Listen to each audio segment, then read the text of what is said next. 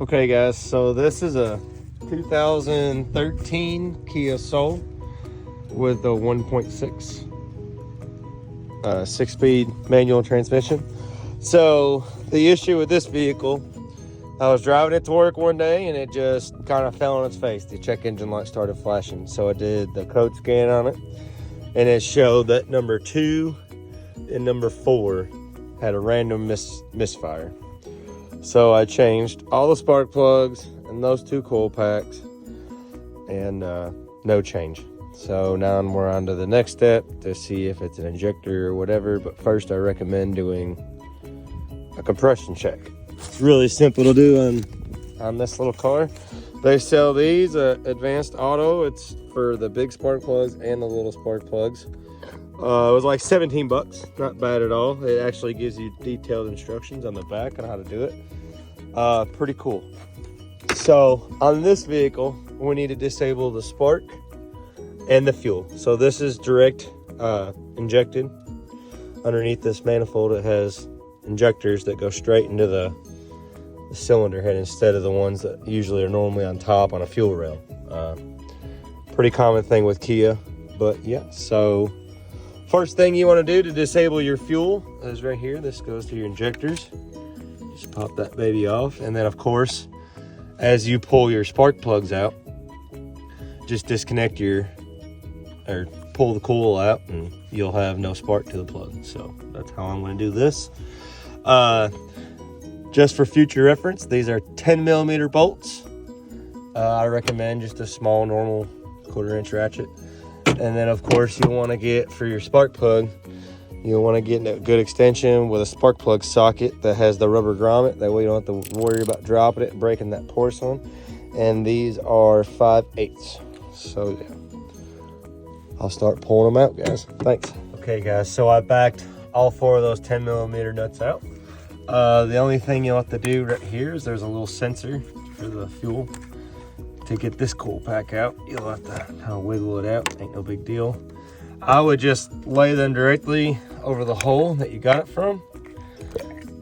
The wires only go so far, so it's about possible to mismatch or whatever. But all right, let's get to pulling these spark plugs out. So when you're doing this, just make sure you be easy. You break that porcelain on that spark plug and it goes down in that head, you're gonna have bigger problems than what could possibly be a simple fix. But yeah, I'm gonna jerk these all out and I'll lay them up here in the row that I took them out. So that way we can kind of go back after we do a compression test and compare. Thanks, okay, guys. So this is exactly the firing order which I took them out.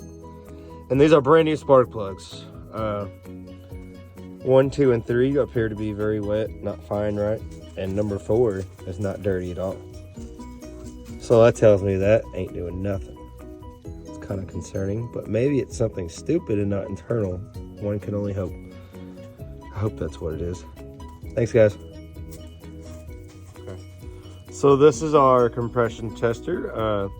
What we're gonna do is we're gonna screw this hand tight down on the cylinder head. Just tighten it up snug. You don't need a crank on it.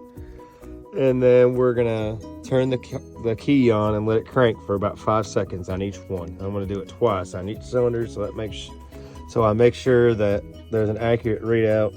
What we're trying to get is 20 pounds difference. If they're all within 20 pounds, give or take, of PSI, then they should be good. So I'm gonna go ahead and hand tighten this up and crank it, and then we'll check the results, starting on number 1 to number 4. Thanks.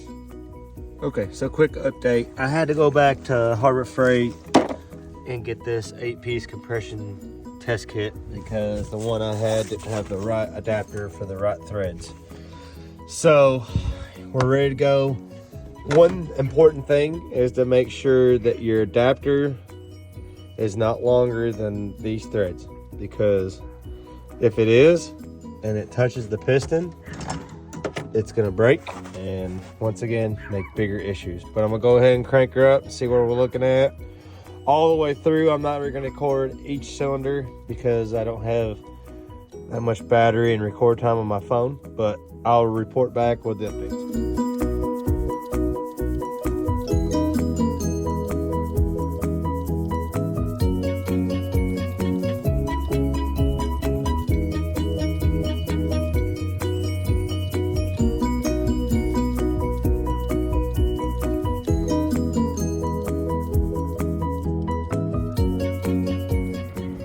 Okay, so life lesson. Do not buy a Kia with a 1.6. They're junk. So I did my compression test 1 through 3, or 4 actually. The first 3 cylinders, perfect. 185 pounds PSI, which is great. Number 4, 0. So that means it's either jump time and bent the valves and they're stuck open, or there's just so much carbon buildup they just got stuck, because apparently that's common on these two. I don't know. I'm done with it. I'm gonna sell it for what I can get and never buy a Kia again. I recommend you guys do the same thing with a 1.6. So apparently the 2.0s and up are great motors, but these are trash. This is my life lesson. I've learned. I'll make it up down the road. Thanks, guys.